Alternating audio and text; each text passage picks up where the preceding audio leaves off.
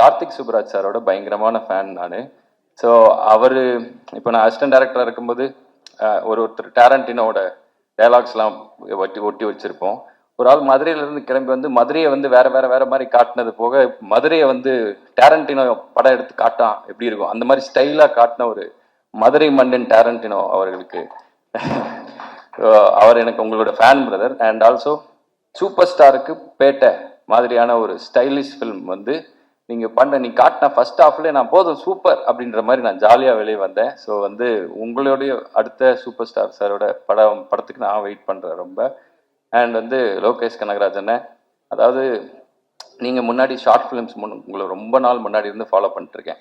So நீங்கள் வந்து interview கொடுக்கும்போதெல்லாம் ரொம்ப பயந்து பயந்து கொடுப்பீங்க. ஷார்ட் ஃபிலிம்ஸ்லாம் பண்ணும்போது இந்த எல்வி பிரசாத்லலாம் வந்து உங்ககிட்ட ஏதாவது கேள்வி கேட்டாலே பயந்து பயந்து தான் பதில் சொல்லுவீங்க. ஆனால் இந்தியாவில் இருக்கிற எல்லா டைரக்டரும் உங்களை பார்த்து பயப்படுற மாதிரி ஒன்று பண்ணிட்டீங்க. So you are the great director we have. தமிழ்ல இருந்து எங்களோட ப்ரைடு நீங்கள் எல்லாரும் சேர்ந்து ஒரு படம் பண்ணுறீங்க அப்படின்னா 29 ஃபில்ம் வந்து it is going to be a hit. And இந்த படத்தோட மியூசிக் டைரக்டர் எப்போவுமே லவ் ஃபில்முக்கு வந்து சோல் வந்து மியூசிக் தான்.